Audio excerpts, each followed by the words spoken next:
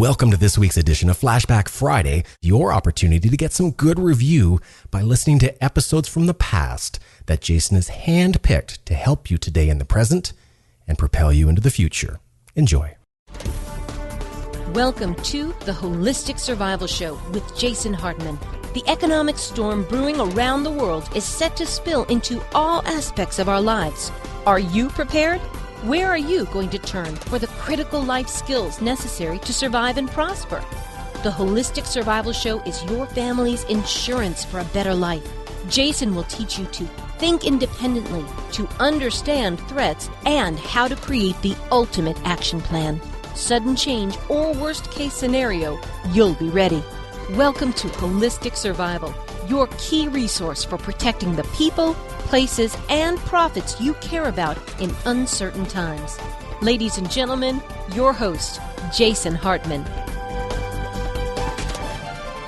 Welcome to the Holistic Survival Show. This is your host, Jason Hartman, where we talk about protecting the people, places, and profits you care about in these uncertain times. We have a great interview for you today, and we will be back with that in less than 60 seconds on the Holistic Survival Show. And by the way, be sure to visit our website at holisticsurvival.com. You can subscribe to our blog, which is totally free, has loads of great information, and there's just a lot of good content for you on the site. So make sure you take advantage of that at holisticsurvival.com. We'll be right back. Now's your opportunity to get the Financial Freedom Report. The Financial Freedom Report provides financial self-defense in uncertain times, and it's your source for innovative, forward-thinking investment property strategies and advice. Get your newsletter subscription today. You get a digital download and even more. The price only $197. Go to jasonhartman.com to get yours today. It's my pleasure to welcome Harley Schlanger to the show. He is the Western States Bureau Chief for the LaRouche Pac. And Lyndon LaRouche is a very colorful and controversial and interesting figure in American politics for many years now. And today we're going to talk about some of the predictions for the future, some of the predictions that have or are coming true now. We're going to talk about central banks, monetary policy. We're going to talk about Hamiltonian economics and the fear and threat of various wars around the world. So I think you'll find this to be a fascinating interview. Harley is coming to us from Innsbruck, Austria today, a beautiful place that I have been to before, and just want to welcome him. Harley, how are you? Hi, Jason. Great to be with you. Yeah, likewise. Well, first of all, Lyndon LaRouche, I remember my first contact with people from the LaRouche group, the supporters, and I just couldn't really get my arms around what he stood for and what you guys are all about. So tell us more. Well, it's not an uncommon first response because really we operate from a standpoint of an intersection of philosophy, history, and science, you might say. That we look at economics as physical processes, not purely monetary.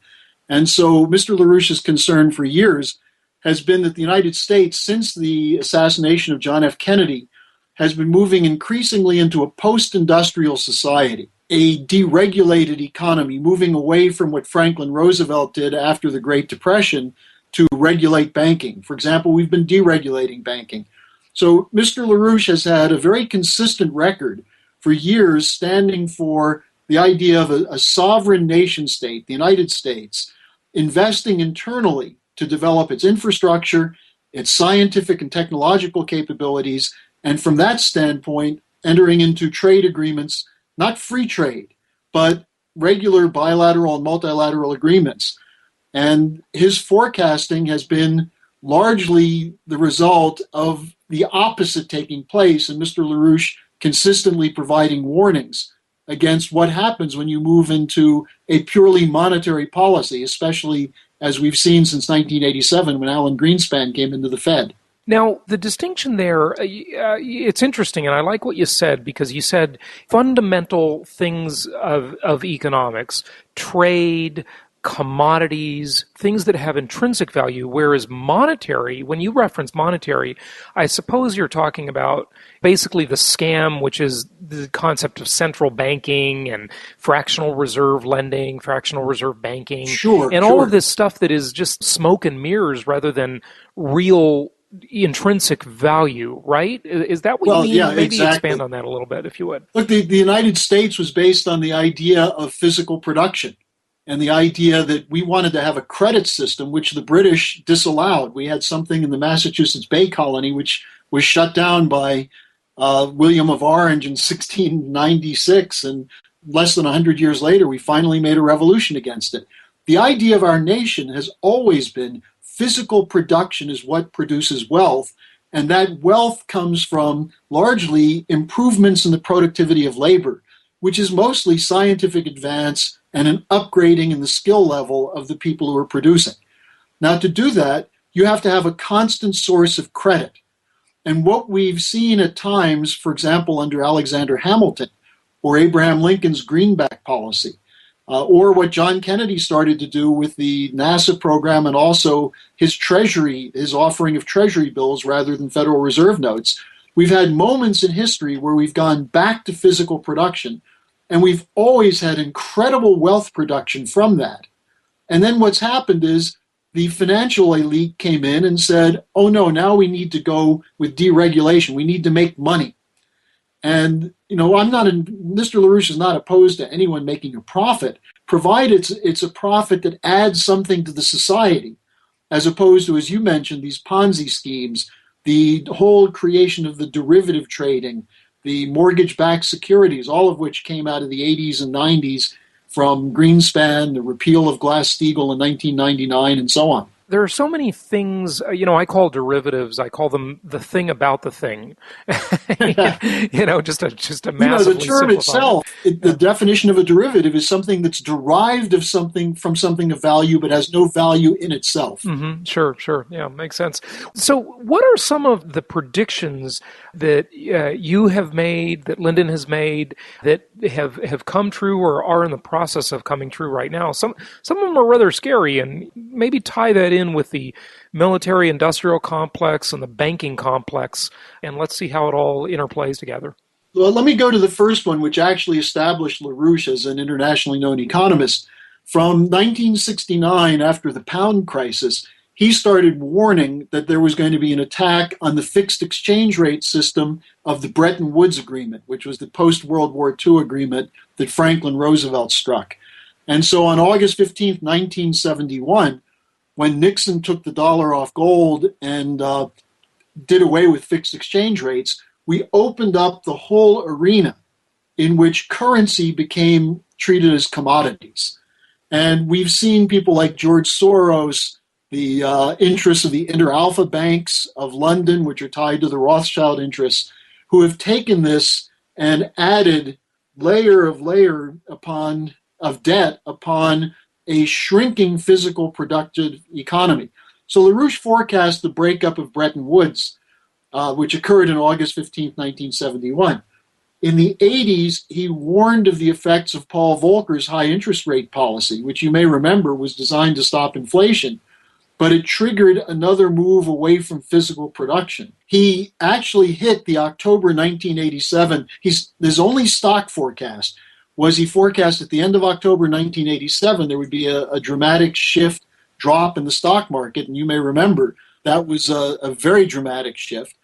And then during the 90s, he warned repeatedly of what he called a salami recession, a slice-by-slice drop in physical production. Now, at the end of the 90s, when Glass-Steagall was repealed in 1999, he warned that this would usher in an era of almost unlimited speculation. He put out warnings in the early part of 2000 as soon as the euro was introduced, he said this will never function because you cannot have a single currency with economies of such disparity and cultures that are so different. Now, perhaps the most recent and powerful forecast was July 25th, 2007, a year before Lehman collapsed, just as we were beginning to see the problems with Bear Stearns and the mortgage-backed securities and Fannie and Freddie. He gave a public international webcast, and he said the banking system is going to freeze up and it's going to collapse. And he immediately said that we've got to go back to a reorganization of banking, which separates out the financial speculative side from the productive side, the commercial banking side.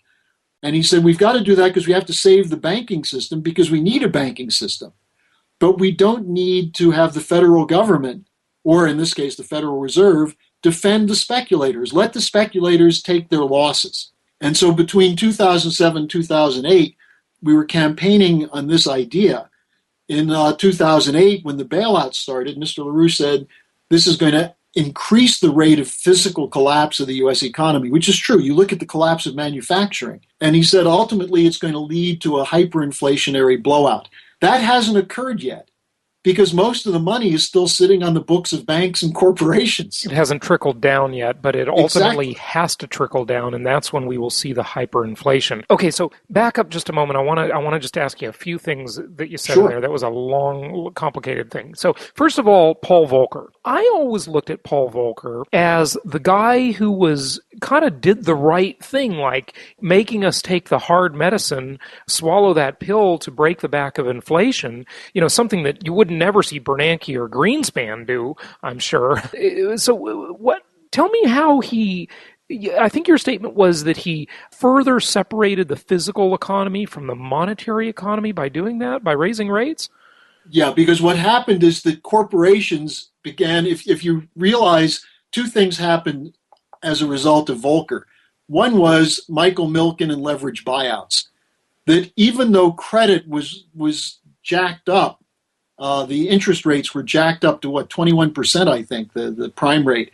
What it meant is that in order to make any investments, you had to find higher rates of return. And so why would anyone invest in a steel mill where you might get 4 or 5% rate of profit when Milken was supposedly showing how you could make 30% on junk bonds, through the move into leverage buyouts. Oh, on LBOs. Okay. But Milken is, I know he's demonized. Well, you guys are demonized too, but in many ways. But Milken is also credited with, a lot of people say we wouldn't even have cellular phones, or we wouldn't have had them until much later if it wasn't for Milken. And so many industries were financed that just would have never had access to financing without his work at Drexel Burnham and the junk bonds. And, he was the junk bond king, right? Well, but you see, I think, Jason, you know enough about investing to know that at a certain point, there was a Ponzi scheme that was set up by Drexel Burnham and all the related banks and savings and loans, Columbia S&L, the Keating S&L out of Arizona, and good so old on. Charles Keating. Can't forget him. They reached the extreme limit of what you could do with leverage for that system. And so what was done was that Milken was pulled down, and Greenspan went to the CFTC, the Commodities Future Trade Corporation, with Wendy Graham, the wife of Phil Graham, was the chairman, and said, we're going to totally deregulate commodities. And this set in motion the derivatives market, where the leverage went higher and higher. That is, you needed fewer and fewer real assets to borrow. So what Volcker did, Volcker was right about one thing, which is you had to do something about inflation.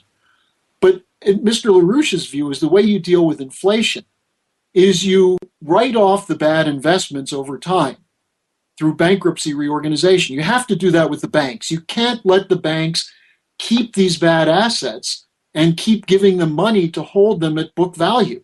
You've got to go to market at a certain point. And instead, then you need credit. In fact, what we propose to Volcker is go with the Federal Reserve has a basis within it where they can do a two-tier credit system. High interest rates for speculation and low interest for those areas that will increase production, increase productivity, and increase jobs. And so that was Mr. LaRouche's proposal then. Volcker just went across the board with high interest rates, and it squeezed out a lot of medium-sized producers where a lot of the new technologies were coming online.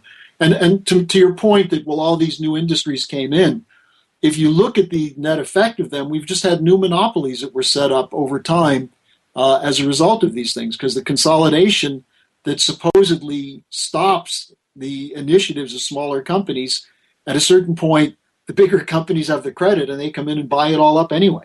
Well, that's what really, really scares me. I don't like big government, and I don't like the big corporatocracy either, because I'd say that if I have to be more fearful of one over the other, I'd be more fearful of big government. But the big corporatocracy is very abusive too. I mean, you look at these giant corporations with the scale they have, and they just get in bed with the government.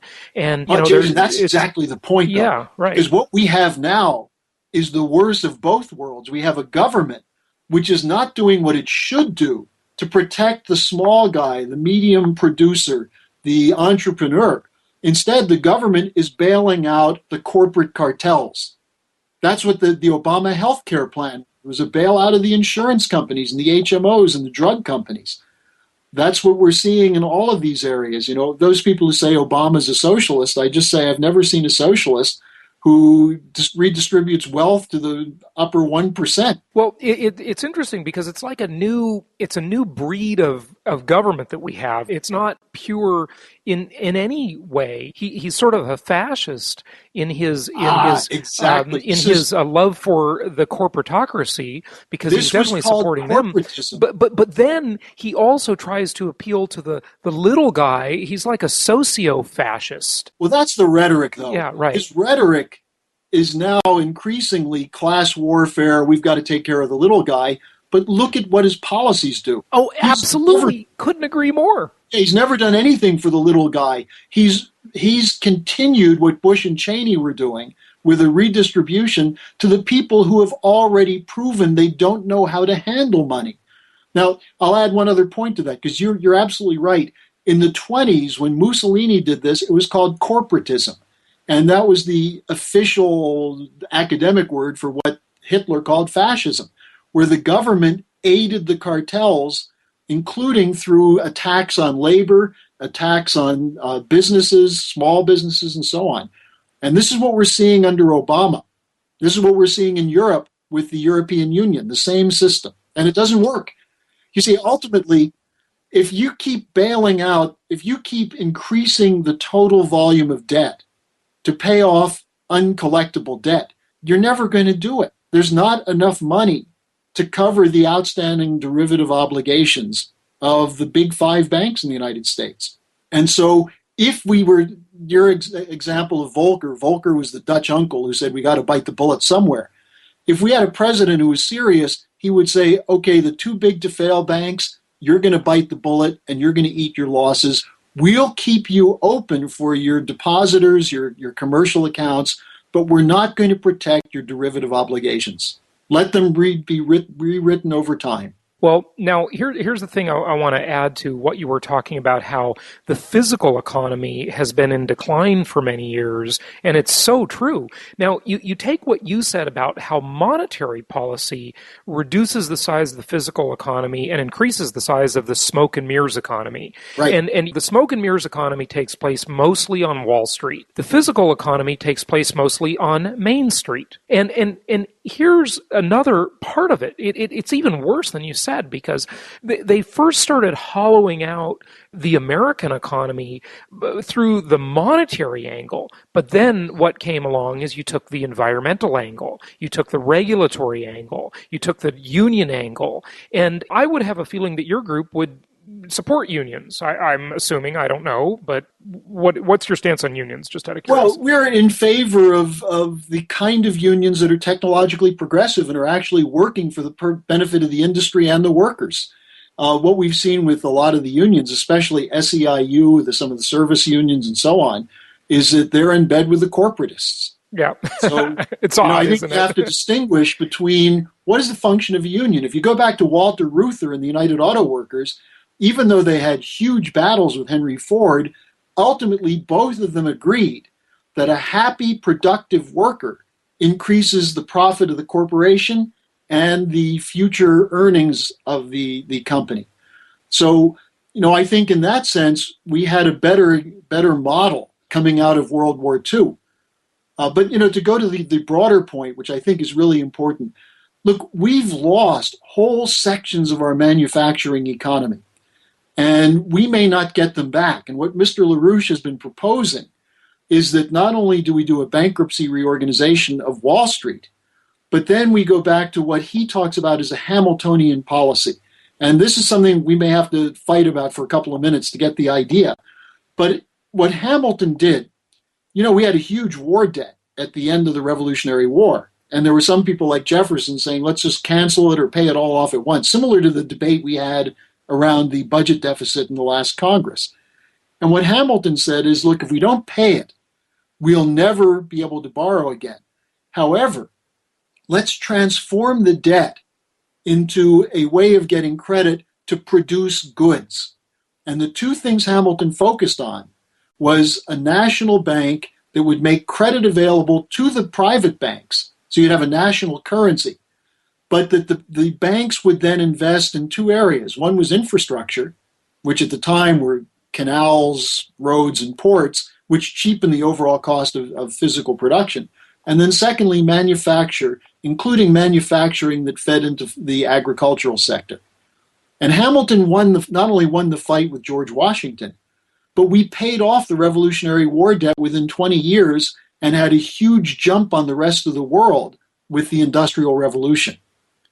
And so that's what we mean by Hamiltonian economy, that government regulates banking to ensure that credit is available for bankers to decide where it's going to go. The government doesn't tell them where it's going to go, and it doesn't go to government corporations, because local bankers do a better job of that than anybody else. But that you make sure cheap credit is available for physical production. And that's how our nation has always advanced.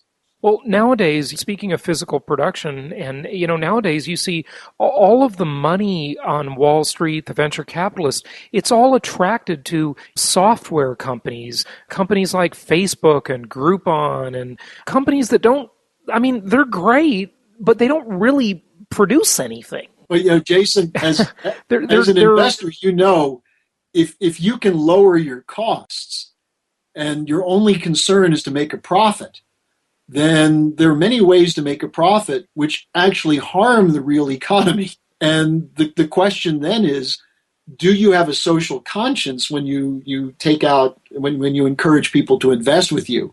Or is it like George Soros, who's willing to destroy a country like Indonesia to squeeze out a short-term profit in the difference between the peg of the Indonesian rupiah and what it's actually worth? So we've seen people who use investment policy, not just to make money, but for the purpose, the targeting of physical production. And the idea then that we can use free trade to outsource.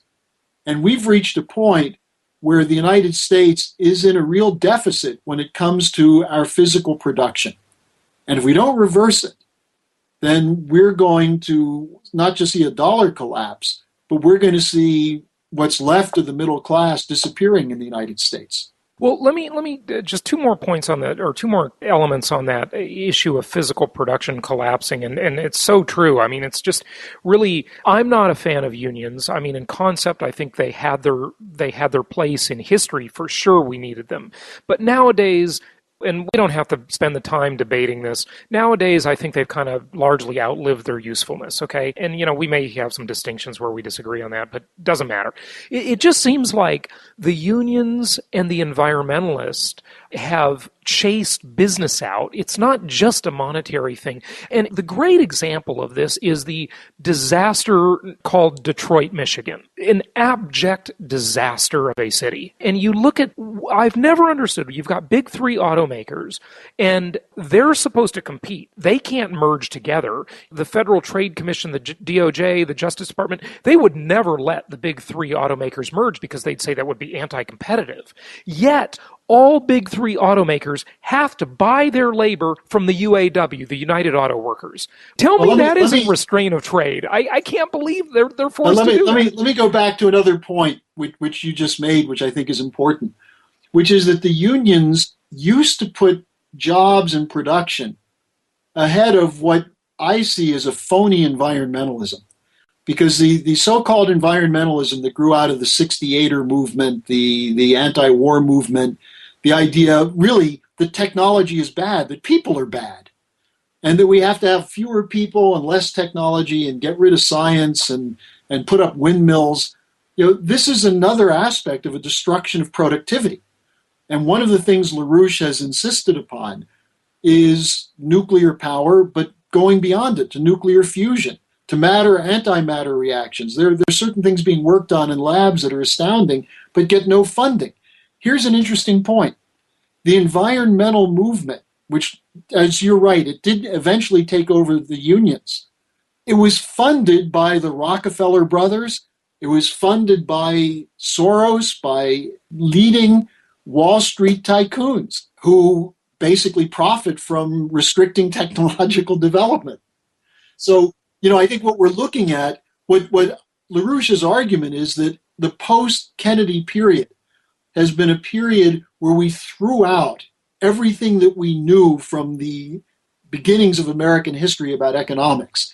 That is that any change is going to dislocate certain people, but if you're doing the change from the standpoint of future production, of increasing the total wealth of society as a physical product as opposed to a monetary product, then people will adjust and they'll develop. I mean, we're not saying we should go back to a buggy whip and carriage days, but you take the idea that anything physical costs too much, and therefore we've got to look for areas where we can make big profits without investment. You end up with casinos and whorehouses.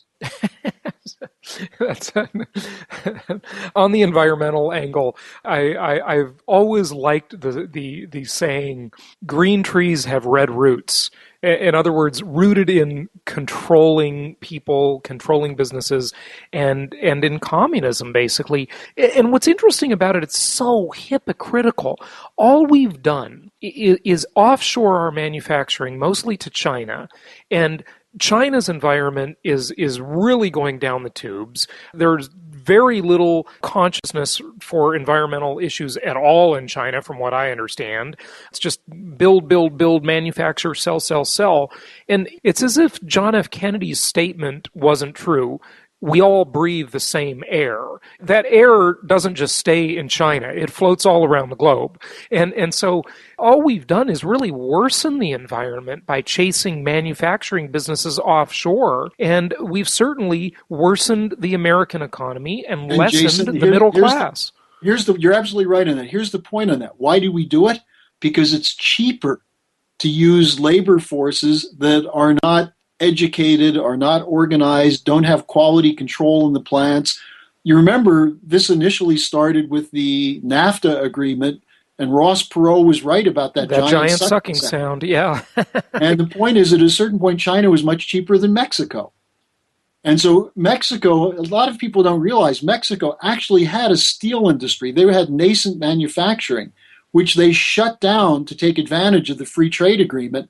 And then as soon as they built some of these twin plants like El Paso and Ciudad Juarez, the companies moved to China where they could get cheaper labor, or to Honduras. So, the point is that what we've lost in this country is an understanding that wealth is physical, and physical in the sense that changes in production come from scientific discovery. And you cheapen the cost of energy production by increasing the intensity of energy. Just as they had to go from a wood burning or a coal economy to oil, gas, nuclear, we've always made those kinds of discoveries. And now we're basically told, oh no, we have to go back to wind and solar. Well, we have solar economy. It's plants and vegetables. But, it's not very efficient to have companies like Solyndra and these other kinds of scams that the greenie movement has come up with.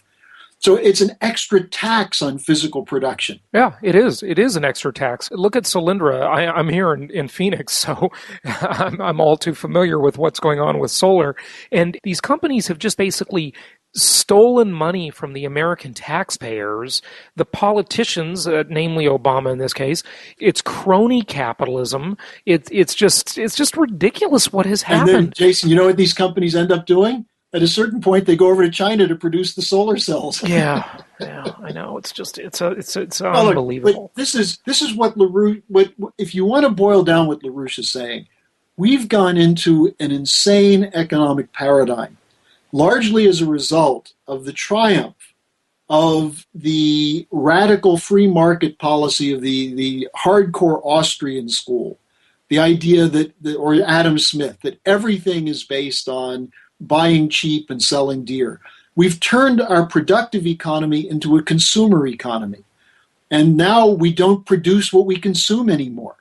The thing that made the United States grow was that our consumption largely improved as a result of improvements in our productive economy. And now we want to consume the best of everything without producing it. And you can't do that. It's not going to work.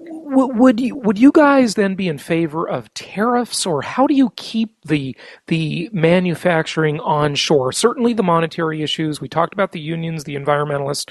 What do you do today? Do you implement tariffs and protectionism? It sort of seems like this thing, we can't have it both ways. Either we want to go to Costco and Walmart and get all this stuff really cheap, and I've noticed over the years how inexpensive everything has become. It's amazing how cheap it is. Or do we want to have American jobs? How do we have the best of all worlds? Well, you need to have a tariff policy on certain areas where you must sustain production. And I would say, for example, modern steel production. If some country is going to try and send steel here cheaper than we can produce it, for the time being, until we get better at it, we should put a tariff on it, because we've got to have a steel industry. We still need things or build things which need steel. There are certain other areas. Certainly, I think we could improve our auto industry. We probably should have done this 15 years ago when we were getting the cheaper cars before the auto industry, or maybe 20 years ago, before the auto industry went into a real tailspin. But you don't need to protect everything. But there are certain things you do need that are of national security. Now, aerospace is another. We may, in the very near future, lose the few areas we have left that are physical production, where we have benefits, like the aerospace sector.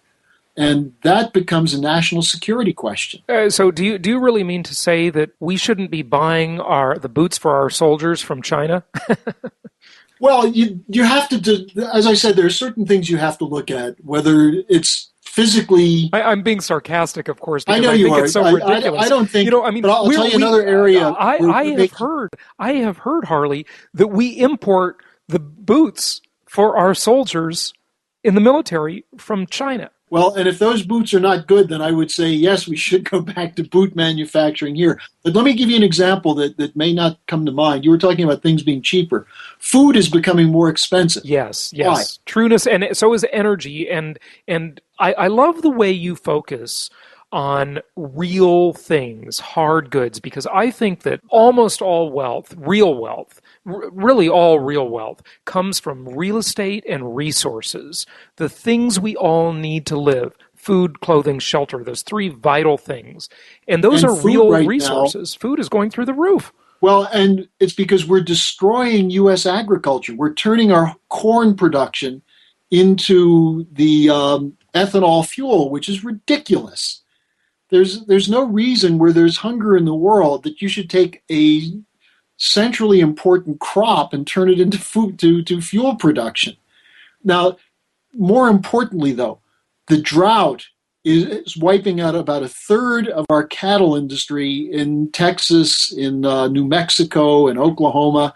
We're losing the basis of the cheap food that we had in the past. And this largely came as a result of the shift from the idea of having a food reserve, which every president, from FDR, Eisenhower, Kennedy, even Nixon, understood the importance of a food reserve. In the 80s, it got turned into the idea of a surplus. We started applying the same Adam Smith free market ideas to food, and it became cheaper to buy food from Africa and South America, where you don't have the same quality control. And in the meantime, we're losing the physical production, and agriculture is an important aspect of industry, because with agriculture, you have machinery, you have advances in fertilizer, all kinds of other things, shipping. So again, these are areas where I think we have to rebuild our domestic production.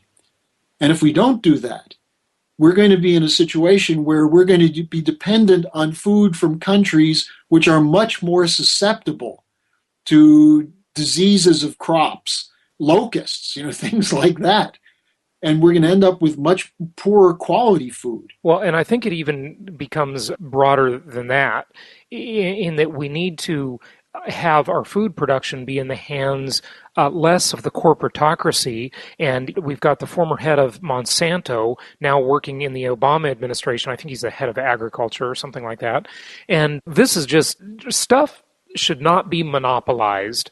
We need to have freer, more open markets and less centralization and smaller producers of all goods, of all goods and all services. In the name of competition, they squeeze out competition. That's exactly what they do. The corporate cartels in grain, there are 5 or 6 of them, Monsanto, ADM, Archer Daniels Midland. They're just a handful that control global grain supply.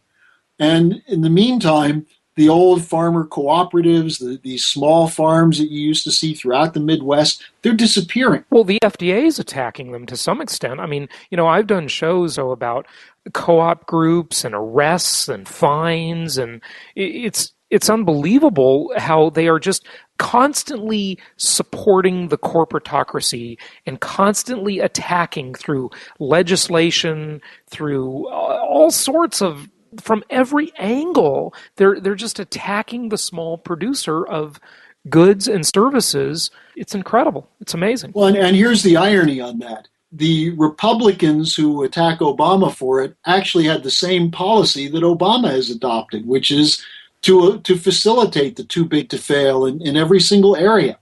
Because once you take away competent regulation, I'm not talking about regulating the grade of toilet paper that's used in a factory warehouse. I mean, OSHA and these other things went way overboard. But regulation of certain key areas of finance, regulation of certain kinds of industrial processes, if you take that away and turn it to the so-called free market, then what you're going to get is the corporations that have the most immediate connection to the financial interests are the ones who are going to undersell everyone else, price everyone else out of business, and become the giant corporations. And this is where you see the fraud of the campaign, where many of these areas, Obama is going to do more damage to Medicare than the Republicans would. Obama will do more damage to Social Security than the Republicans would if he's reelected. So one of the things, I should have mentioned this up front, we're not going to have any reform in the economy in this country if Obama stays in the White House, because Obama is a puppet of these Wall Street, City of London financial interests. Yeah, Obama's just a George Bush number 2. I mean, come on, it's just a new flavor of the same thing. And the only way we'll see any real change is to have a third party, or maybe Ron Paul if he's on the Republican ticket. But I don't know what you think of him. Well, I think what we need, and I'm very happy to participate with you in this discussion, because we need to get people to start thinking outside the box and start thinking about what has gone wrong, because we've had the same Democratic and Republican crowd run by Wall Street ever since Al Gore set up the Democratic Leadership Council in the 1980s, where the Democrats said, hey, we've got to get some of that Wall Street money too. And so we've had 2 parties that are controlled at the top by these corporate interests. Now, the point I would like to just finally get across is that for people who are interested in these ideas, these are not so difficult to wrap your mind around unless you're stuck in the axioms of either a radical free market or some kind of Keynesian socialist approach. LaRouche is not a Keynesian. He's not a free marketeer. He goes back to what used to be called the American system of economics. It came from Ben Franklin and Hamilton. The most important continuity between the American Revolution and the Civil War was a man named Henry Carey, whose father was the publisher of Ben Franklin, Matthew Carey. Henry Carey was Lincoln's chief economist, and he brought his ideas to Germany, which were picked up by Bismarck, when Bismarck broke with the free trade policy of London and went with the national tariff policy and economic development, which made Germany a leading economy in Europe at the end of the 19th century. All these ideas are available on our website. And I'd just like to encourage people, your listeners, to take a look at our website, because we have some excellent videos on history, on science. that take up these kinds of philosophical questions. And also, if your listeners are interested, I'll give a toll-free number in our office in Houston. And if they'd like to hear from me or be in a discussion with me, I'd be happy to get back to them. That number is 800-922-2907. I don't give investment advice, but we're concerned with policy. And if people are interested in what kind of policies will work, it's 800-922-2907. Let me take a brief pause. We'll be back in just a minute. What's great about the shows you'll find on jasonhartman.com is that if you want to learn more about investing in real estate in different markets, there's a show for that. If you want to learn 17 ways rich people think and act differently, there's a show for that. If you want to know how to get paid to borrow, there's a show for that. And if you'd like to know why Amsterdam doesn't take dollars or why pools are for fools, there are even shows for that. Yep, there's a show for just about anything. Only from jasonhartman.com, or type in Jason Hartman in the iTunes store. Okay, hey, I hope you've got time because I want to talk to you about a few more things. So do you have time?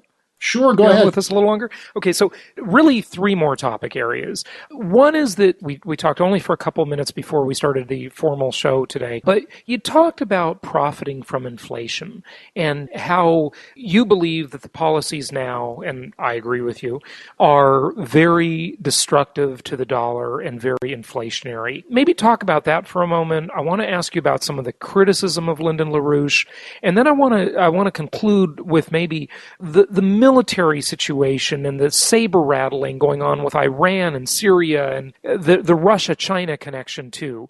So let's go over those areas if we could. All right, first of all, on the inflation front, what Mr. LaRouche has been warning for a while is that you can't keep bailing out bad debt without cheapening the value of your currency.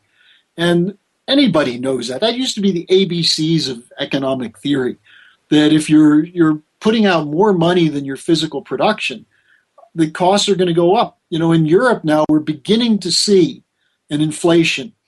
In Great Britain in particular, but even here in Austria, it's the highest rate of inflation since 1974, and it's starting to scare people. Now, what's being proposed for the Eurozone is, and this is being proposed by Bernanke and Geithner, who have come over to Europe repeatedly to tell Sarkozy, the president of France, and Merkel, the chancellor of Germany, the only way to save the euro is to go with a hyperinflationary leverage policy and create euro bonds.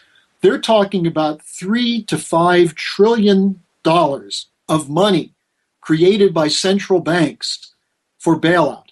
Now, one of the central banks that's involved in the bailout, and I'm sure you know this, maybe your listeners do too, is the Federal Reserve. The Federal Reserve is bailing out European banks. And they're not bailing out the countries. It's a lie to say it's a sovereign debt crisis. There is a sovereign debt crisis because some of these countries like Greece and Italy and Spain are spending more, just as we are, than they're producing. But the real crisis is that the bankers have been speculating on the bonds of these countries. And many of these countries are not going to be able to pay off their bonds no matter how much of a bailout there is. So we're seeing, and also, you know, in the United States, there's a huge amount of liquidity on the books of banks and corporations. If that gets into circulation, which may happen at some point if they have to redeem, sell off some of the derivatives with margin calls or things of that sort, we're going to see a hyperinflation. I don't mean a 5% or 10%. We could see 100, 1,000. In the case of a country like Greece, they'll probably dump the euro before it happens, but they're looking at a situation where no one will be able to afford food. Now, who benefits from that kind of hyperinflation? The banks. Anybody who owes money. Anybody who owes money benefits, yeah. Yeah. And who gets hurt? The saver. The person who's been investing and working on putting together a nest egg for their retirement. Maybe they have $250,000 in an account. that could be knocked down to 25,000 or 2,500. Or nothing. I mean, Yes. 100% inflation means that 250,000 goes to zero in 1 year. Folks, this is so important for you to understand. Remember that inflation destroys the value of your savings, your stock portfolio, your bonds, the equity in your real estate, although the real We've estate already seen that. itself How many people is a hedge against inflation. But wait, it also destroys the value of your debt. So the problem with these monetary policies we have, Harley, is that they're encouraging people to do the fundamentally wrong thing. That's exactly the point. And because, look, why did so many people suddenly reach the decision that their house that they had almost paid off at $200,000 is now worth $500,000, so they should refinance so they have some money to play with? Because they almost intrinsically knew, probably, even if they didn't consciously know, they knew on some subconscious level that the debt would become worthless, maybe, and so now we've seen it. All of the people that got into debt are getting rewarded, even though the inflation hasn't really hit yet, because they're getting the bailouts, they're getting to live in their house for free for 2 or 3 years. It's counterintuitive. Well, and the other thing that happened is that they were encouraged by that by saying, don't worry, this is a real valuation and it will keep going up, by people who knew that it could not keep going up. Yeah, well, they say they call Goldman Sachs the ultimate bubble machine. Goldman Sachs and the U.S. Federal Reserve. Yeah, they create bubble after bubble after Bernanke bubble. just announced yesterday 0% interest rate for till the end of 2014. Now, you and I can't get money at 0%. Who's that going to? It's going to the insiders. It's so they can keep buying and selling toxic assets. It really is. Well, folks, unfortunately, I hate to say this, get into long-term debt at fixed rates attached to things that have intrinsic real value like commodities. And those commodities are the construction materials that build houses and apartments and provide housing, because everybody on Earth needs a place to live. So, it's counterintuitive, and it's not totally the right behavior, but it's what you got to do in an environment like we have. I want to have you address 2 more things before we go. This has been a fascinating discussion, Harley. The first one is the marginalization that goes on in the corporate-controlled mainstream, or I kind of love what Sarah Palin called it, the lamestream media. They marginalized Ross Perot. He was right. The giant sucking sound absolutely happened. They've been marginalizing you guys for years, and I didn't really know what to think of you before I had this discussion with you for the past 40, 50 minutes or so. But just address some of this criticism, if you would. I look around and I see the Washington Post, the New York Times has described Lyndon LaRouche as a conspiracy theorist, a fascist, an anti-Semite, and characterize the movement as a cult. They do this to Ron Paul. They marginalize him. Are you just going to say that, look what they're doing to Ron Paul in the debates, where he gets 89 seconds of airtime, while Gingrich and Romney, who are 2 insiders, fairly despicable characters in my book, are getting all the media. Look, there was a man who was an editor of the Washington Post in 1977, and he said, we've got to stop LaRouche, and the way to do it is don't cover what he says, just call him names. Now, I don't know if you remember this, but we started winning elections in the mid-1980s. We won 2 statewide Democratic nominations in Illinois. We won the Harris County, which is Houston, Texas, Democratic Party chairman's race in 1988. I got 25% of the vote running for U.S. Senator in Texas in 1990 in an election ultimately won by Phil Gramm. We were winning people over because we were having local reporters and media that were covering us and what we had to say. And all of a sudden, we're called anti-Semites. Now, I'm Jewish. I'm not an anti-Semite. You sure about that? I'm absolutely sure. I'm not a self-hating Jew, I can tell you that. Just checking. But the argument was that if you attack the corporations, you're really saying Jewish bankers. And there was a book written about this on LaRouche, which took his quotes, and whenever he said the International Monetary Fund or the OECD, they said he means Jewish bankers.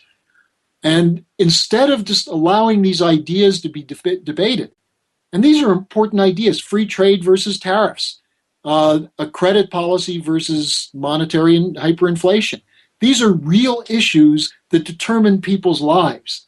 And the decision was made to keep these out of the public discussion. So anyone who brings them up is called a wild conspiracy theorist.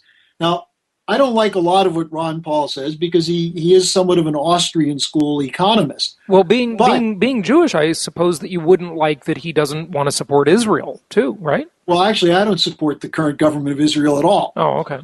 But on the case of Ron Paul, he's absolutely right about the Federal Reserve. And when he brings it up, they say, oh, there's Ron Paul going off on a conspiracy.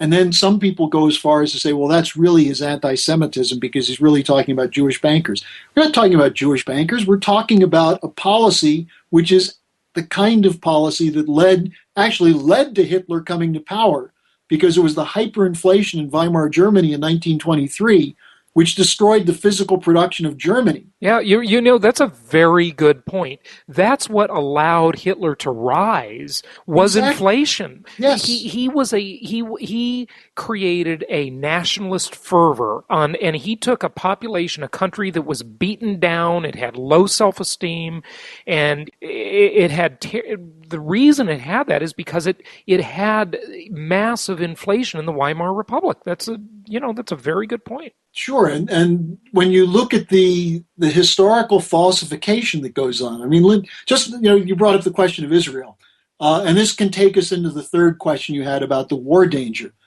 The Israelis have nuclear weapons.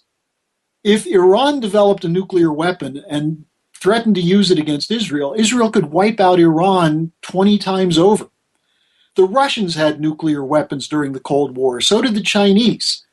And we were able to negotiate and live on the same planet. Now, there may be some suicidal lunatics in Iran, but right now we're supporting suicide bombers against the Assad regime in Syria. The so-called Libyan al-Qaeda, we've moved them to Syria to try to overthrow Assad. Now, I'm not a big supporter of Assad, but what we've done, and this is directly connected to the economy, whenever you have an economic crisis or a crash, war very often happens. Why? To take people's minds off their own misery and give them an enemy image. And this is what Bush did with the war on terror. Yeah, we had to do something about the people who hit the World Trade Center. Why didn't we go after the Saudis who funded it? So we instead have been on this course where the United States has been in a permanent war, if you think about it, since 2001. And this is the old British imperial strategy of having those countries that might oppose them tied up in wars. What Mr. LaRouche is warning is that it's not really Iran's alleged nuclear weapons program, which today it was admitted again that the IAEA report shows that there's no evidence Iran is building nuclear weapons. The level of uranium enrichment is far below what would be needed. And this comes from Israeli think tanks.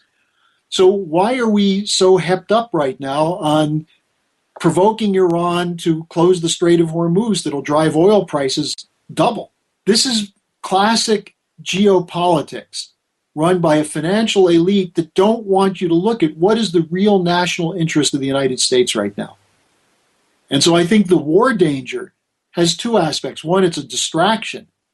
But secondly, it's a way to try and force Russia and China to accept the regime of the globalists and to not go on their own course, where even though they have problems, as you pointed out, China has environmental problems, Russia has a problem generally generating credit internally. But these are countries that are trying to build their physical economies.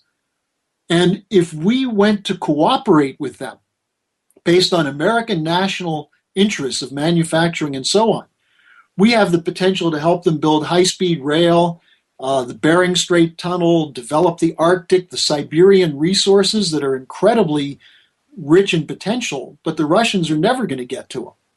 So there's a whole different option to war and free trade policy and hyperinflation. And that's what Mr. LaRouche is largely focused on. So why is it that we seem to want to pick fights with all of these countries? I know you mentioned the British strategy of just tying them up in war, but what is the connection with Russia and China and Iran and Syria? Can you clarify that? I mean, you alluded to it. Sure. But give us a little more on that. Now, that's a very useful question. Look, the Russians have come out of a pretty rough period. If you look at what happened after the collapse of the Soviet Union, you had this guy Gorbachev who basically said Russia should get fully engaged in the post-industrial economy. And this is what was happening under Yeltsin, where the United States was sending over economists. And by the way, many of them were trained by Larry Summers at Harvard. Economists who were basically looting Russia, putting KGB guys in charge of their raw materials and running a scam operation. And Putin came in and said, we're going to develop the Russian economy. And it's not an easy thing to do because they don't have enough people. But they do have science. Now, the Chinese have refused to open up their banking system because they don't want to have a fractional reserve system that will benefit a small group of bankers when they need to create 20 million jobs a year to accommodate their workforce, because they're on the verge of real social chaos in China. Yeah, the leaders of China are, oddly enough, people call them a communist country, and I guess they are in several ways. But in some ways, in some ways. But oddly enough, the leaders of China are very, very fearful of social unrest. They're very fearful of people not having jobs. That is something that really runs their thinking and their policy. Well, and so look what they're doing. They're going with a space program similar to what we had under John Kennedy. They're building high-speed rail. They're building canals. They're doing FDR-style infrastructure because they know that those will create jobs in the present that will produce wealth for the future. And so when Geithner comes and says you should upvalue your currency, you should have reforms that allow Chase Manhattan Bank to operate within China, the Chinese response is polite, but they basically say, get the hell out of here. We don't want that. And so you have forming a kind of trans-Pacific orientation, which includes Russia, it includes China, it includes to some extent India. Brazil was interested in this for a while, the so-called BRIC option. And Iran was part of this partly because Iran has oil. But Iran's idea was they know they're going to run out of oil and they want nuclear power for the future. So they brought the Russians in. Now, the question is, at what point do the globalists run up against governments that can't be easily toppled, like Gaddafi or even Saddam Hussein? When I say that, Saddam wasn't easily toppled. We lost a lot of Americans in that. And for what? Iraq is more chaotic now than it was before. It's on the verge of a religious civil war. So we want to do that with Iran and Syria also. And so what LaRouche is saying is that the targeting of Iran and Syria is seen by the Russians and the Chinese as the targeting of them. And Jason, I don't know if you saw what Obama did on his trip to Asia not too long ago, but he was there rattling sabers against the Chinese.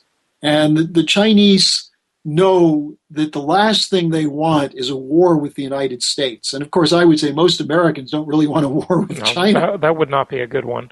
No. So what I would argue is that as the transatlantic financial system is collapsing, the elite who still control it through Brussels, through Wall Street, through the City of London, would prefer to have wars for the same reason that the British were hoping that World War I would destroy both Germany and Russia as a threat.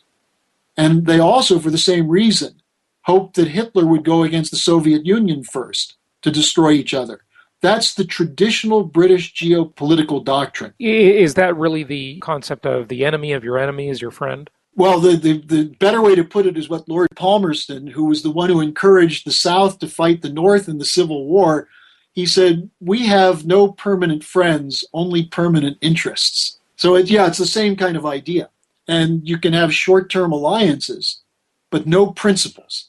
And the American system of our founding fathers was based on principle, putting principle above party or private interest. And that's what we've lost in the last 30 years. You know, it's interesting and terrible at the same time that the whole concept of communism, right, is that communism it's billed as something that favors the worker and the little guy.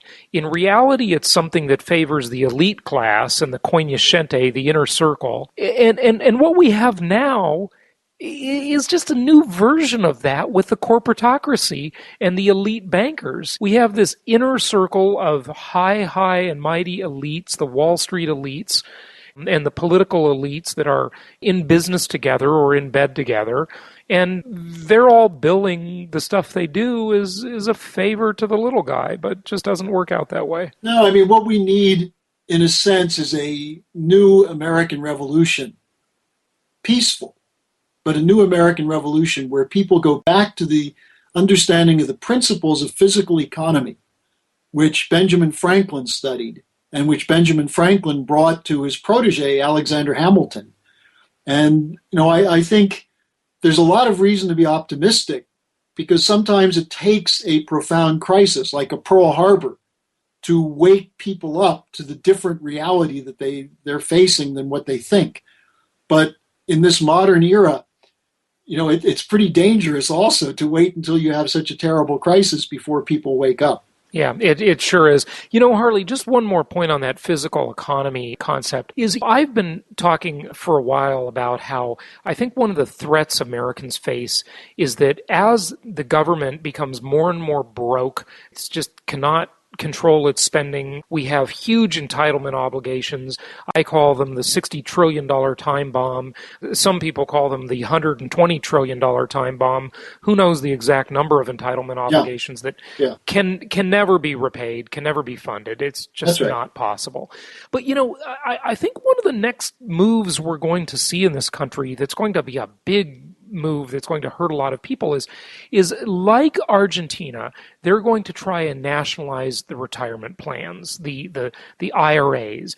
And one of the things that I think that the elites like about the smoke and mirrors economy, the fiat economy, the paper economy, it's really not even paper anymore, it's just electronic, is that it's much easier to control and move assets because the assets aren't real after all. They're just assets by the legal system and the banking system. And those the physical assets of real estate and resources, those are harder to move and control and redeed or change the ownership of them. So if people have their retirement plans in IRAs that are largely stock market based rather than self-directed IRAs, I think they subject themselves more to this threat of nationalization or a new version of nationalization. And they're also more afraid of the idea of what we're talking about with reorganization because they think they're going to lose something. What they don't realize is that, in a sense, much of what they think they have they're going to lose is already gone, and they will lose it. And I think this is where the question of actually creating a revolution in the way people think about economy as opposed to money and finance. You look at something like the CNBC, where they argue for hours about these basically points of perception.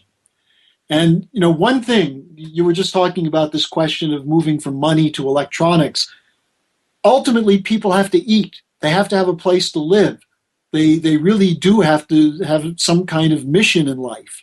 And you can't eat computer chips or paper. We did an article in my newsletter, the Financial Freedom Report, entitled, "I Can't Eat My iPad." That's right. That's exactly right. So, at a certain point, physical economy will assert its real face. And if you don't have enough earth being plowed and enough resources being developed and enough people producing physical wealth, you're going to be subject to war, famine, disease, and total chaos. I think the thing, like you said, there's a lot of reason for optimism, oddly enough, in this discussion, which wouldn't seem on its face optimistic. But the reason for optimism is that when you look at the support for a candidate like Ron Paul, who is just marginalized by the corporate media, sounds like the same thing has happened to the LaRouche group as well. But people get it now. You can ask the man on the street about the Federal Reserve, And the guy fixing the air conditioner that you walk by who's fixing an air conditioner on some commercial building, he knows about this stuff now. 5 years ago... They didn't know. They didn't get it. Yeah. Yeah, 5 years ago, no one knew what Glass-Steagall was either. Right. Now everybody knows, yeah. So, we are seeing a change in thinking, but it hasn't gotten to the point yet where people realize how desperate we really are, how far gone we really are. And I hope we can reach people in time to get the positive kinds of changes that we're supporting. And again, I would encourage people to go to LaRouchePac.com or give me a call at 800-922-2907. Fantastic. Well, hey, Harley, thank you so much for joining us today. Keep getting the message out there. I appreciate you coming on the show. Okay, thank you very much.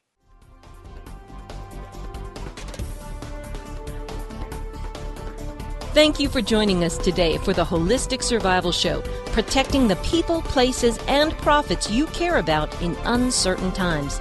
Be sure to listen to our Creating Wealth show, which focuses on exploiting the financial and wealth creation opportunities in today's economy. Learn more at www.jasonhartman.com or search Jason Hartman on iTunes. This show is produced by the Hartman Media Company, offering very general guidelines and information. Opinions of guests are their own, and none of the content should be considered individual advice. If you require personalized advice, please consult an appropriate professional. Information deemed reliable, but not guaranteed.